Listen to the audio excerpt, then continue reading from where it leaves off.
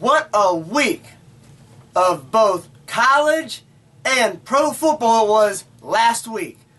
Hello everybody and welcome to my football review and preview show. I am your host, Nick Brolis. You can, as always, feel free to follow me on Twitter at mbrolis, and you can email me at nickbrolis8404@yahoo.com. Let's get started, shall we? Well, of course, as you probably well know by now, I like to start out with college and then work my way towards the pros. So, let's get into it. Let's review week 11 of the college football portion of it. I had 8 games last week that I had to try and keep up with.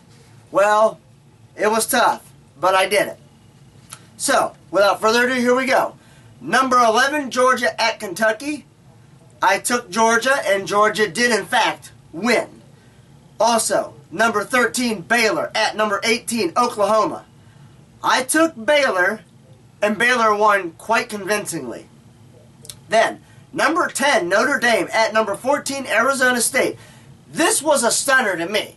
Now, before I actually give you the results, here's the thing. For those of you that may or may not know me, I actually do go to Saturday afternoon mass, so I do have to miss 1 hour of the 3:30 games. So anyways, just want to let you guys know that. I didn't catch the full game, but before I left, Notre Dame and Arizona State were close.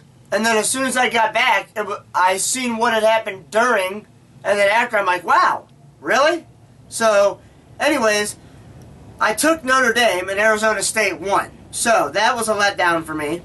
Now, the other letdown for me was Michigan at Northwestern. I had Northwestern winning this game just due to the fact of how bad Michigan really is.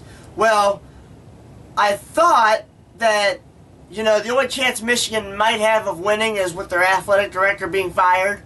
Well, turns out maybe that was the case because Michigan did win by 1 point. By 1 point, but they did win. Now moving to prime time, number 9, Kansas State at number 7, TCU. I took TCU, and TCU did in fact win. Number 6, Alabama at number 19, LSU. I took Alabama, and it took overtime, but Alabama did get the job done. Number 5, Oregon at number 17, Utah. I took Utah. I thought that might potentially be an upset. Well, guess what? There was no upset. It was Oregon.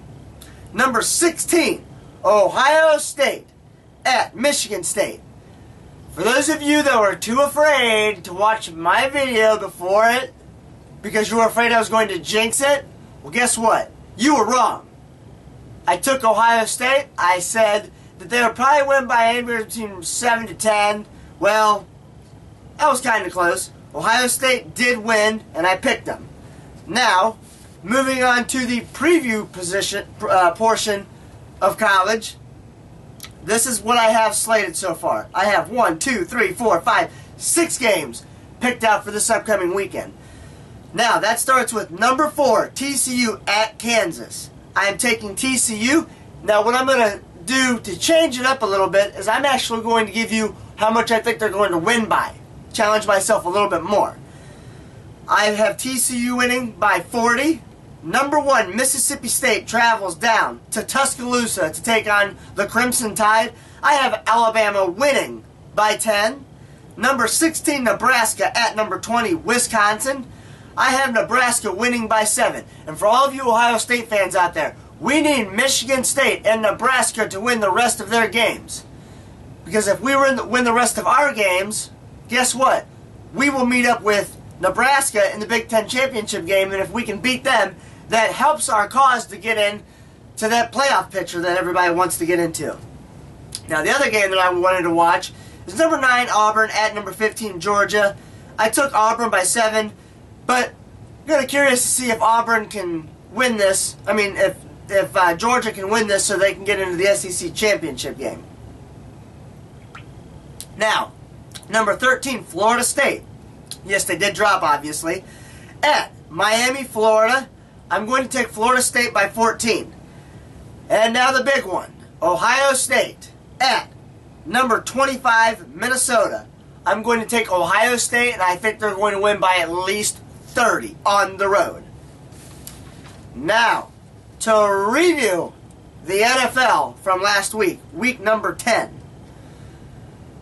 I had Buffalo beating the Chiefs, and guess what? I was wrong. Kansas City won. Now, the matchup between the Dolphins and Lions, I picked Detroit, and Detroit did win with under a minute left, might I add. I took the Cowboys over the Jaguars, and I was right on that one. I took the Saints over the 49ers. I was wrong. The 49ers won in overtime. I also took the Baltimore Ravens over Tennessee, and I was right on that. I took Pittsburgh over the Jets, and the Jets upset Pittsburgh, which helped us take over sole possession of first place here in the AFC North. I took between the Falcons and the Buccaneers, I took Tampa Bay, and Atlanta won. I took Denver over the Raiders, and I was right on that. I took Arizona over the Rams, and I was right. Arizona did, in fact, win. And I took Seattle over the Giants, and I was right on that one. And for the Sunday night game, I took Green Bay over Chicago, and I was right on that. And also, I took Philadelphia over the Panthers, and I was right on that.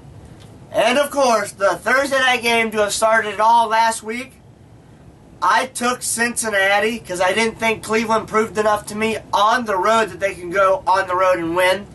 And I was obviously very, very much so wrong, thankfully, as now Cleveland has sole possession of first place with a record of 6-3, thanks to their big win on Thursday night. Now, previewing Week 11 of the NFL this coming Sunday, starting Thursday night, where the Bills travel to the Dolphins, and I have Miami winning by 10. The Vikings at the Bears. I took Chicago by 14. Falcons at the Panthers. I'm taking Atlanta by 14. Bengals at the Saints. I'm taking New Orleans by 7. Buccaneers at Redskins. I'm taking Washington by 14. Broncos at Rams. I'm taking Denver by 21. 49ers at Giants. I'm taking San Francisco by 10. And Seahawks at Chiefs. I'm taking KC by 7. The 4 o'clock games, Raiders at Chargers. I'm taking the upset. I'm going to take the Raiders by 3 over the Chargers.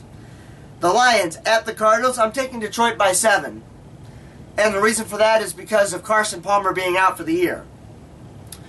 Eagles at Packers. I'm taking Green Bay by 10. And for your Sunday night game, New England travels to Indianapolis. That's right. Whoa, got ahead of myself there a little bit. The Patriots travel to the Colts. I'm taking Indianapolis by 21. And for the Monday night game, Pittsburgh travels to Tennessee. I'm taking Pittsburgh by 10.